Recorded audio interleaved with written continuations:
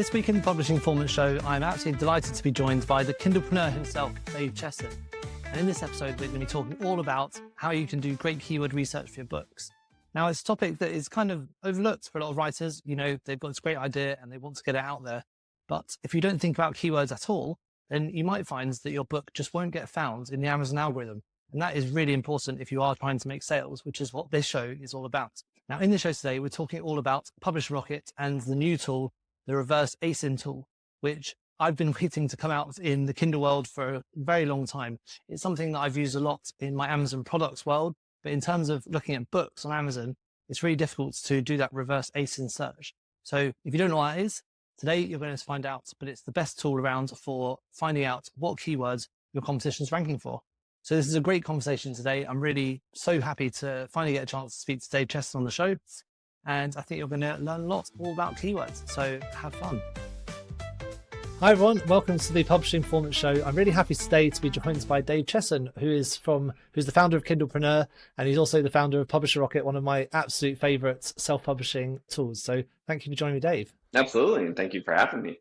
No problem. Well, as I mentioned, Publisher Rocket is probably my favourite keyword research tool. So thank you very much for making that. I use it pretty much every day. Oh, that's awesome. Yeah, me too. Yeah. I think I maybe even use it more than you, so we'll see. But what was it that inspired you to build it in the first place? Yeah, well, back when I started writing, I've grown up with dyslexia, and so I've never thought of myself as this amazing writer, right? And I think one of the issues that I've run into is the fact that I couldn't just sit down and write any story I wanted. I wanted to actually research and better understand, hey, what is it that shoppers are looking for? And maybe I could write for that. Or I had some ideas, and what I didn't want to do is I didn't want to sit down and spend all that time, energy, and money writing, putting together, and launching a book and find out that nobody wants to read it. Nobody's searching for that information. Or, the genre that I'm looking at is like dying quickly. Like, I wanted to have confidence in knowing that there's a hungry market for what I'm doing. I also want ideas on ways to take what I want to do and ship. Well, at that time, there's really nothing out there that helped us. Now, publishing companies have had that information for years. They've always known the trends. They've known what to look for. They understand what people want. They understand what sells well. They have all this data to help them make good financial decisions when it comes to the book world. We self-publishers just didn't have that. We were just left to our own device of, hey, write something, guess, throw it up there, and see if it works. It was like throwing spaghetti on the wall. And for me, I was in the military. I didn't have a lot of time. It's not like I could spend, 10 hours a day writing. My time was very particular. And I really wanted to say that if I was, going downstairs to my office to write my book, I really wanted something. I wanted kind of that confidence of knowing that, hey, I've looked at the business side of this, and that not only do I get to write this fun book, but that I can also expect that all of this time, energy, and money invested into this has a really good chance of working. And so from that point on, I started studying Amazon. I started looking at the market. I come from an engineering and math background, so I was very analytical. I started creating these crazy Google sheets, and calculations that helped to kind of demystify.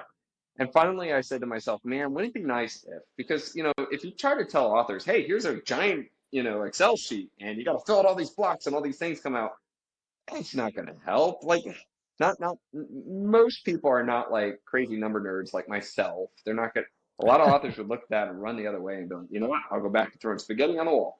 So I found a programming team, and I was like, hey guys, look, here's what we've created. Find better ways. And from the day that Publisher Rocket has been created, it's been this constant evolution of, hey, what if we did this, and me as an author constantly saying, okay, Amazon changed this, let's do that. Or, man, what I want most as an author is to know this. Hey guys, let's figure this out. And so it's just been a really fun, wild ride.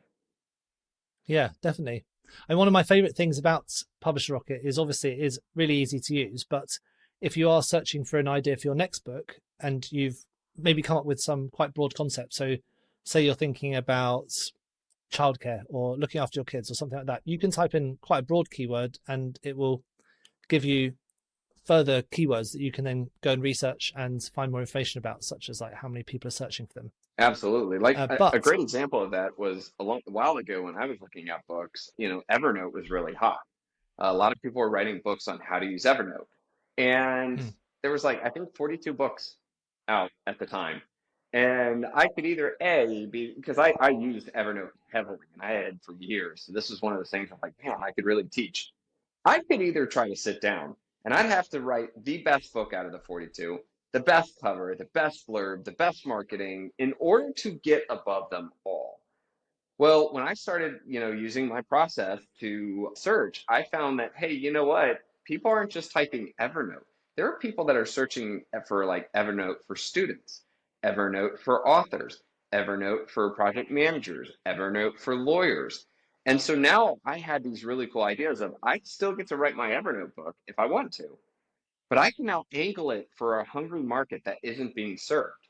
There was no other book mm, at the time for any of those people. Now imagine if you're the person, you're that student, and you type in Evernote for students, and there's one book that's literally titled Evernote for Students. You're not only going to click on it, you're probably going to buy it because this one literally speaks to you and it's the only one.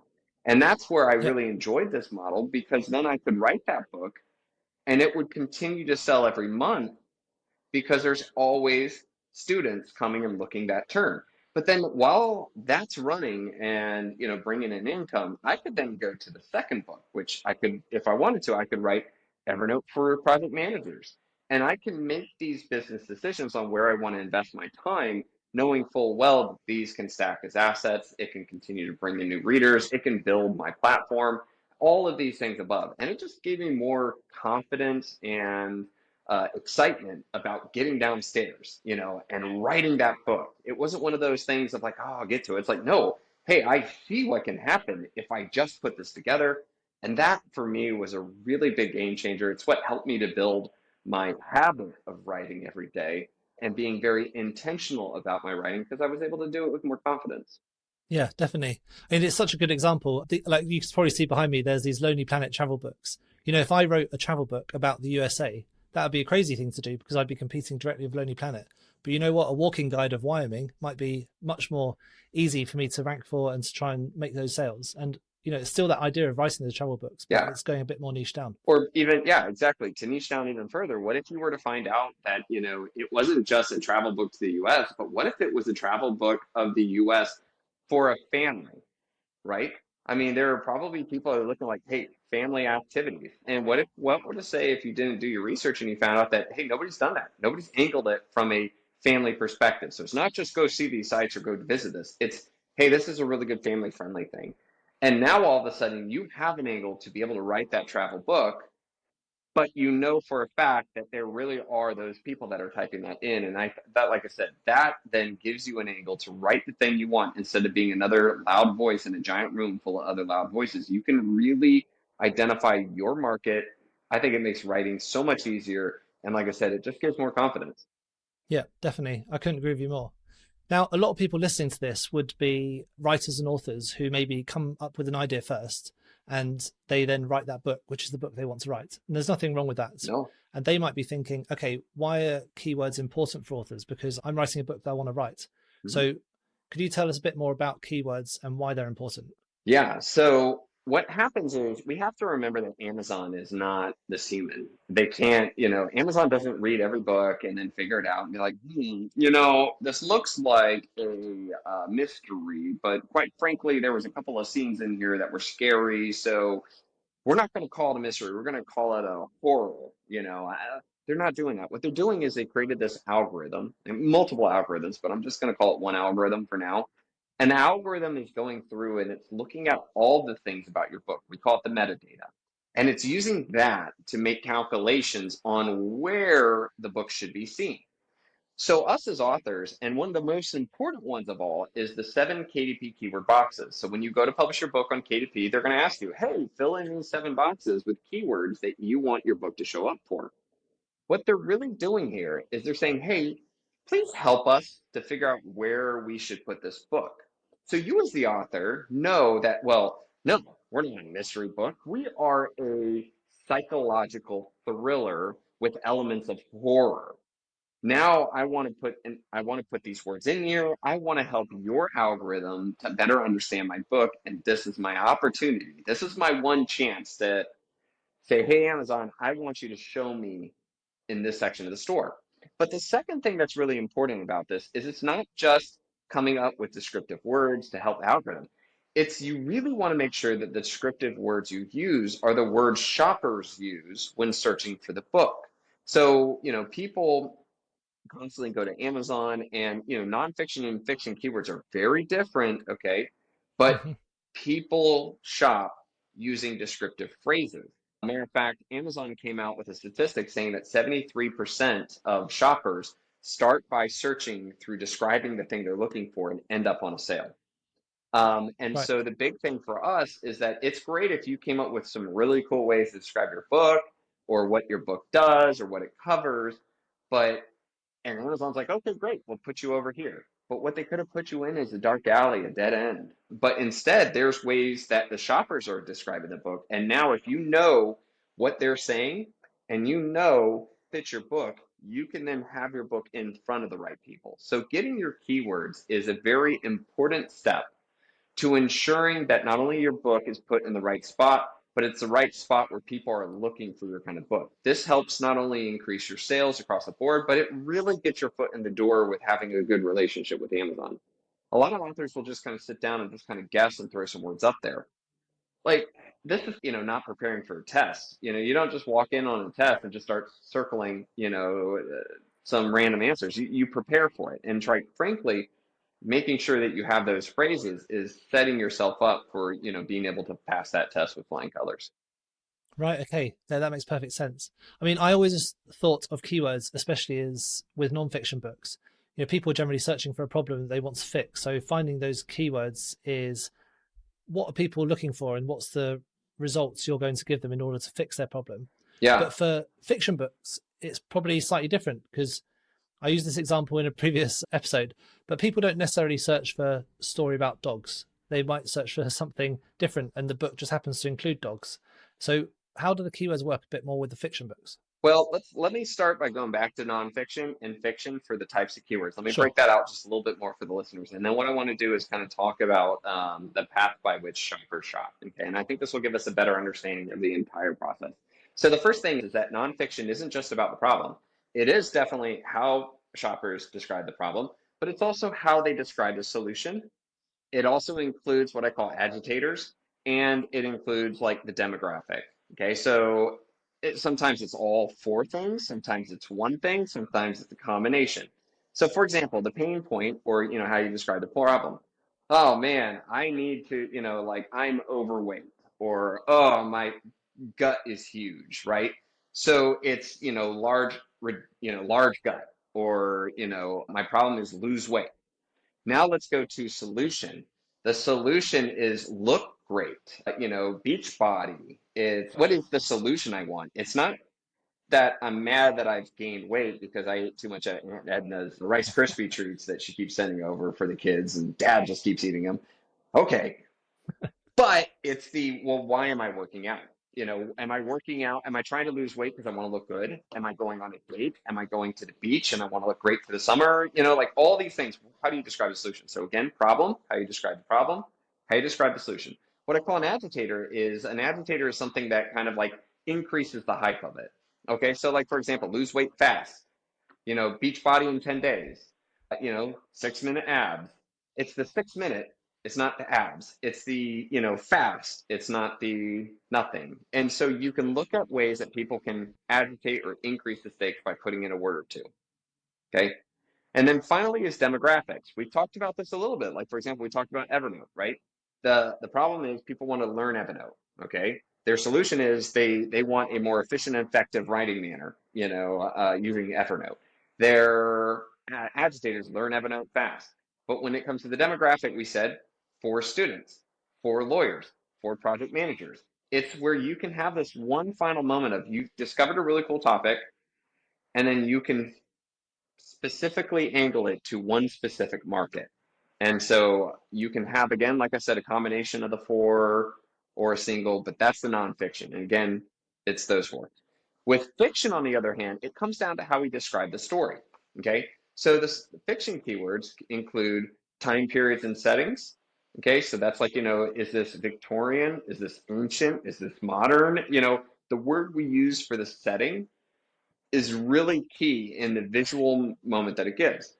So, or excuse me, time periods, I said there. For settings, it's like, Caribbean, or is it Alaskan? Is it wilderness? Is it, concrete jungle?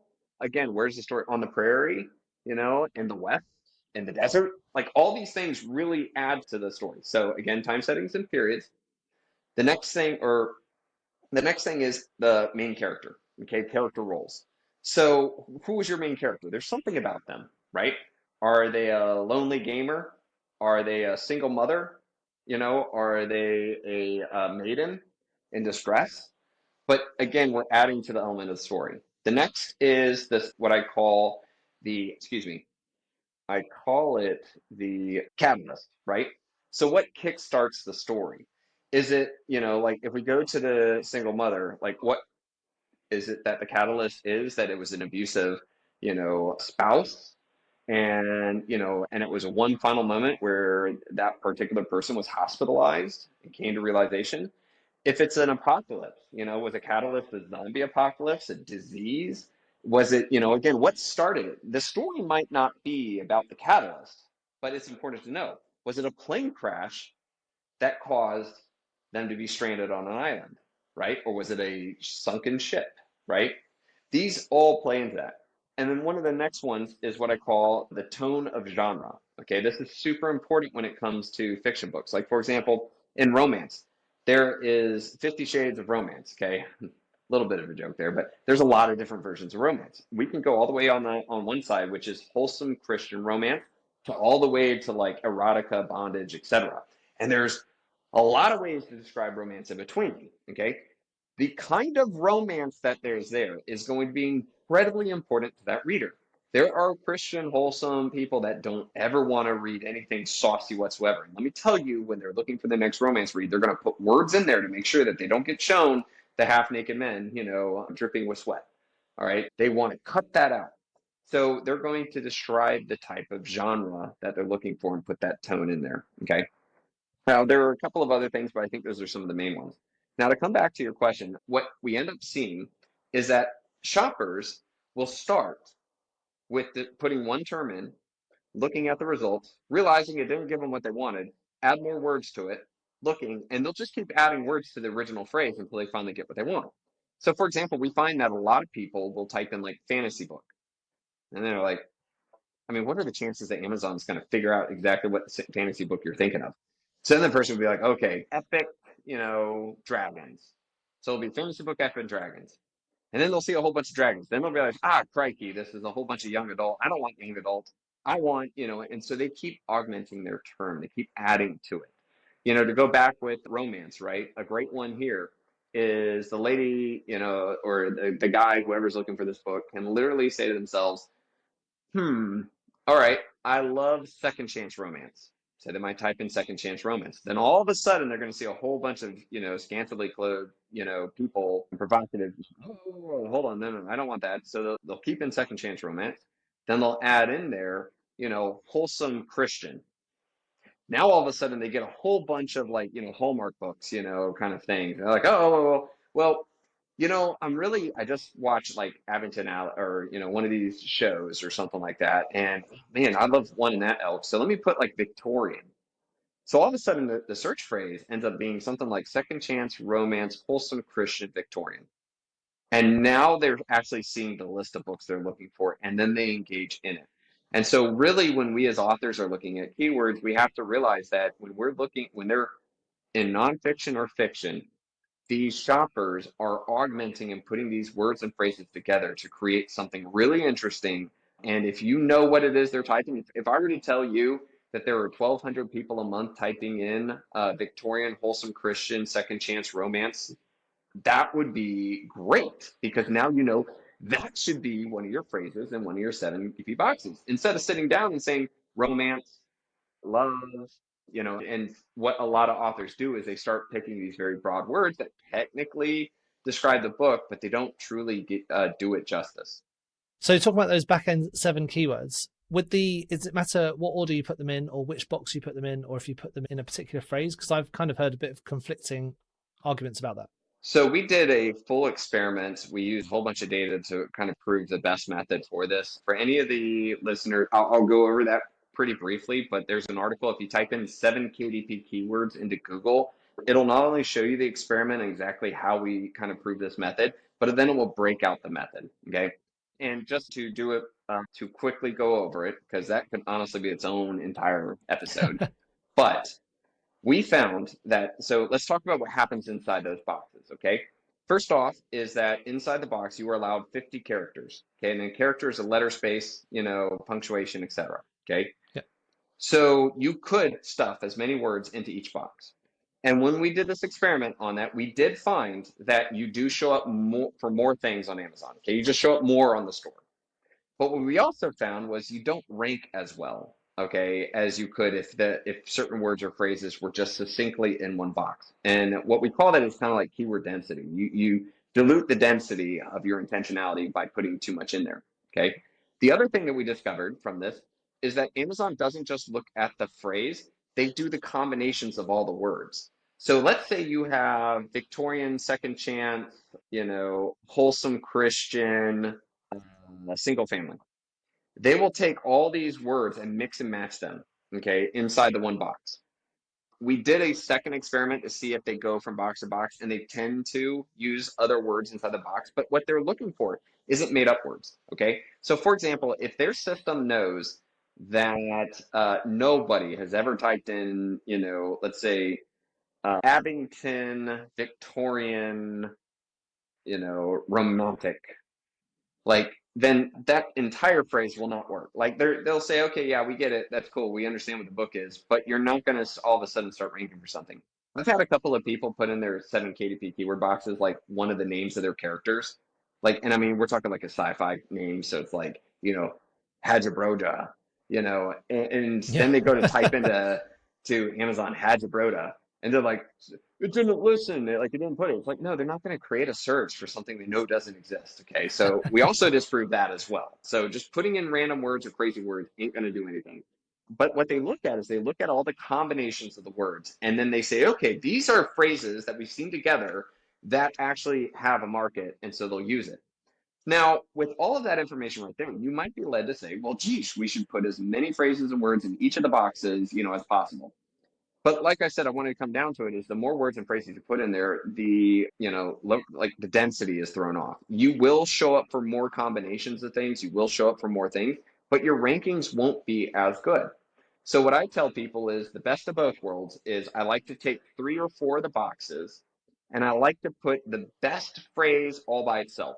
So if I know, let's say using Publisher Rocket, that there's 1,200 people a month that type in Victorian second chance, wholesome Christian, then guess what? That one gets its own box. I'm not putting another word in there to fill up my 50 characters. I'm just putting that, and then I'm going to the next box. And I'm doing it 3 to 4 times. Now, on the rest of the boxes, I will absolutely take the other phrases where it's like, okay, yeah, that was a good phrase, but it didn't have the numbers, or that was, that I like that phrase, but I don't love it like I do. I shove all those in the rest of the boxes. And we found that when authors do that, not only do they expand the reach on the Amazon store, but on the ones they care about most, they have a lot more intentionality and they have better rankings on those. And by the way, rankings are really important because you can index, as we call it, show up for a keyword phrase. But if you're number 1,200, nobody keeps clicking next, next, next, and it gets all the way there. It's really important to be on that first page because that's where the shoppers really will see you. So you get Yeah. kind of the best of both worlds where you show up more and you show up higher. Great. I mean, that's really interesting. I haven't read that article, so I'm definitely going to check that out afterwards because I've been kind of just messing around with those 7 boxes, I think, and just putting as many words in as I can. Yeah, So and it's to good give to you do. kind of the heads up on it, the way that we were able to do it was we actually had over 131, I think it was, authors that allowed us to experiment with their 7 KDP boxes. So what we did was we actually had a crawler go through Amazon, search all of Amazon for wherever they were showing up for, and then once that was done, we would change the words inside of their KDP and see what happened. And again, crawl through, change the words, see what happened. And then what we did was, as a thank you to them, we gave them the most optimized keyword components, because they let us play with their dashboard. And then, like I said, we were able to see exactly what happened, which phrases, how these combined, where it showed up, where the rankings were. And we had enough data points to be able to really create a goal, significant extrapolation from the information. Amazing. That's really interesting. I mean, yes, with those back end 7 keywords, I think it is a really confusing topic for anyone. Amazon, I feel like, should just tell you what you need to be doing, and they just keep it a bit of a secret for Well, everyone. you want to hear the funniest thing ever? It's almost like it's my favorite thing is that, so I wrote this article I wrote 2 articles. One was on fiction keywords, right? And that whole time settings and period, and guess what? 2 weeks after I published that article, Amazon promoted that article specifically on their KDP page on Facebook, saying, hey, go here to learn about optimizing for your keywords. Then about 1 week later, they changed their FAQ to adopt the same exact things I just told you, which it was hilarious. I actually have the timestamp of when mine was produced and when their updates were produced. But it was like, okay, I mean, flattery, I'll call it that. Well, they've done a lot of that. It's funny is that if you go to read their FAQ now, a lot of the information they're putting in there is stuff that we actually publish first, and then they have. I think what they did was they've read it and they were like, yeah, actually that's a good way to explain it. We should do that, and so then they put it in there. The other thing that they've done as well that's kind of funny is one of the things I proved heavily in this experiment was do not do quotation marks. Do not do commas. If you want to separate the words, just separate it with a space. When you do that, you affect the Boolean search criteria that Amazon uses to combine phrases. If you put things in quote, you're telling Amazon only this word, no, pluralization, no augmentation, just this exact word, and that's it. And so what's funny is after we made that very clear, Amazon then really made it clear on KDP that do not use exclamation, like do not use quotation marks. They're like very adamant about it. I was like, yeah, you should have told people that. So anyways, Yeah, definitely. Because if you do that on Google, it does just search that exact phrase, doesn't it? It's exactly the same. exactly, And people forget that Amazon is basically a search engine, just like Google. exactly. And the other thing too is the commas weren't serving any particular purpose, and actually we saw that it was diluting because it was almost like a hint and a nod to Amazon that hey, I want these individualized. I don't want them combined. And Yeah, Amazon's system is trying to combine and look for the best optimal pairs. So you're almost yeah, hindering yourself if you're doing that. yeah, definitely. Now, with the keyword, finding those keywords in the first place, because especially if you're new, you might think, okay, I know how to describe my book, but how do I know that's what people are searching for in order to find them? Now, Publisher Rocket obviously has the keyword search, which is the original tool, your first one. So that's how you can go and search them. So could you just give us a few tips about how to use that effectively for fiction, nonfiction? Yeah, well, I mean, so the keyword feature is great because it's like an idea generator. You start by putting in an initial description, and then the keyword feature of a Publisher Rocket will go through and it has ways of kind of pulling more ideas from Amazon itself. Like, hey, here are other phrases that are like your phrase, but have been, people have typed into Amazon. And so all of a sudden you could start with, dog training. And then all of a sudden you're given a list of dog training with, again, pain points, or dog training with solutions, or dog training with demographics, and agitate. Like all of a sudden you're being listed out with these. And you can start to look at them and see which ones pertain to you and your idea. Or maybe you're just saying, I want to write about dog training, but I want an angle. I want to be able to, do this. And so as you're analyzing, you're seeing all the searches. You're also seeing the competition. And so we help you with that kind of decision of, hey, this is great search and this is low competition. This is an opportunity. So you might end up writing a dog training for Shih Tzus because you found out that apparently not many people have written about the Shih Tzu, and the poor Shih Tzu, owners are like constantly looking for their, a training book just to deal with the Shih Tzu's personality. And that could be your opportunity that you get to write what you want, but now you have that angle really in there. Or maybe, one of the examples I love bringing up too is that there was somebody that I worked with, and this particular person was writing a book on how to sell art. I do not have permission to use their name in this particular thing, but then again, if you just Amazon search how to sell art, I'm pretty sure you'll figure out which one we're talking about. This book, when I was talking to the author, was actually getting a lot of like negative reviews. And this author was kind of miffed about that. Like, I don't get what's going on. Well, when I did the keyword research, I found out that there were more people on Amazon typing in how to sell art online than just the phrase how to sell art. And the thing is that this author wasn't covering online. And so people were buying the book thinking that clearly the author is thinking about how to sell art online, reading it and finding out it's not there. And then they were getting really mad, and they were coming back. But when I brought that up, all of a sudden the light bulb clicked. That particular person updated it, created an entire section on the online component. And the book itself has taken off like crazy. If you go Amazon search it, you'll figure out which book I'm talking about. But anyways, it's a really important thing for authors to understand that it's really seeing that big picture and understanding that, this author wouldn't have thought to look for online sales, but using Rocket, they would have seen, wow, online's pretty. Maybe I should at least cover that, inside the book, and that would have made a much better thing. So it could be a great research tool as well. Yeah, definitely. And sometimes when I'm doing the keyword research on Publisher Rocket, I'll see a keyword which might have not amazing searches, but then if it's got the word book after it, it's got great searches. Mm-hmm. If that does happen, do you think I need to put the word book as a keyword like in there, or is the book going to come up anyway? Yeah, so you don't have to. Publisher Rocket will show you exactly what people type in. And so Yep. there are people definitely typing in the word book. Now, Amazon knows that your book is a book. And so Yep. generally speaking, you don't need to put that in there for the words before the word book. Absolutely put that in as your keywords. Yep. What ends up happening though is that the Amazon, like sometimes they'll actually stop you from putting the word book. What I found is technically if you have the word book twice, then they'll definitely stop you. Sometimes you can get away with just one book inside of your KDP keywords, but I tell people don't try that. Just keep the word book out of there or Kindle. They'll definitely come out Kindle because that's a trademark term, Yep. and that sort of thing. Right. Okay. Good, because that answers the question that a lot of people have been asking me.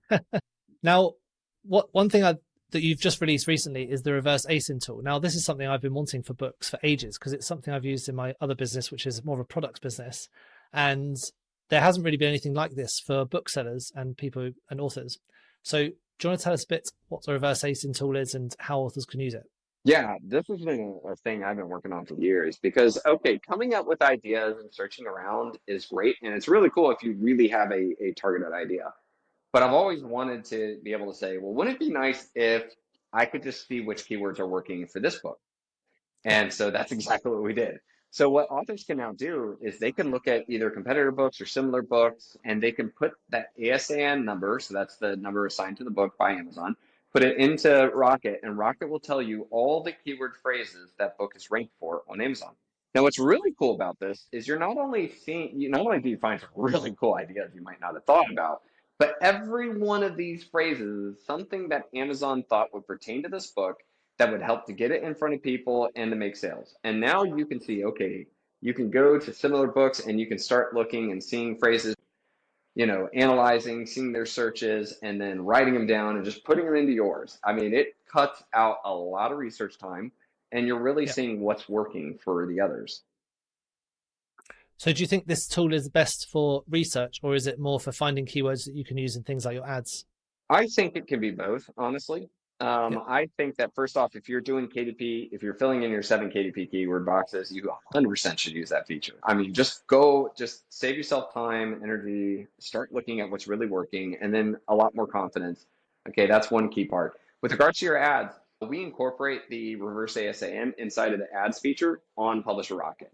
So when you put in Right. your book, so when you go to publish your book, what Rocket does in the ads feature, so again, we talked about the keyword feature and the ASIN feature. Now we're going to kind of jump into the Amazon ads feature. What it does is you put in information about your book. And then our system approaches your book like it's Amazon, like, okay, this is what Amazon's thinking now. And now, based off of what we think your book is about, here's similar books, here's their keywords, here's their categories, here's their targets. These are the things we most recommend for you to use. And so then all of a sudden that list is created there as well. So it's kind of, if you want to approach it from Amazon ads, I recommend using the Amazon ads feature.